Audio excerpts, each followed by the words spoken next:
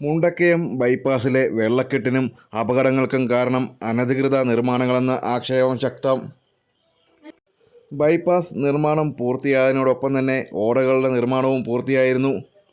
Cent Joseph school ഗ്രൗണ്ടിലേക്കുള്ള പ്രവേശന കവാടം ഉൾപ്പെടെയുള്ള ഭാഗത്ത് ഓടകൾ നികന്നു പോയിട്ടുണ്ട്. റോഡ് സൈഡിൽ പുതിയ സ്ഥാപനങ്ങൾ വന്ന സ്ഥലങ്ങളിലെല്ലാം തന്നെ സ്ഥിതി ഇതാണ്. ഇവിടങ്ങളിൽ നിന്നും വെള്ളം ഒഴുകി വരുന്നത് ബൈപ്പാസ് റോഡിലേക്കാണ്. റോഡിലേക്ക് ഒഴുകിയെത്തുന്ന വെള്ളമെല്ലാം വേബ്രിഡ്ജിൻ്റെ ഭാഗത്ത് കെട്ടിക്കിടന്ന് വലിയ വെള്ളക്കെട്ട് രൂപപ്പെടുകയാണ്. വെള്ളക്കെട്ട് രൂപപ്പെട്ട ഭാഗത്ത് റോഡിൻ്റെ ഒരു ഭാഗത്തു കൂടി മാത്രമാണ് സഞ്ചാരം സാധ്യമാകുക. ഈ സ്ഥലത്ത് ഇരുദിശയിലും എത്തുന്ന വാഹനങ്ങൾ കൂട്ടിയിടിക്കുവാനുള്ള സാധ്യതകൾ ഏറെയാണ്.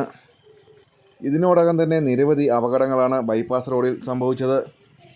മാധ്യമങ്ങളിൽ വാർത്ത വന്നിട്ടും അപകടങ്ങൾ സംഭവിച്ചിട്ടും കണ്ടില്ലെന്ന് നടിക്കുകയാണ് അധികാരികൾ.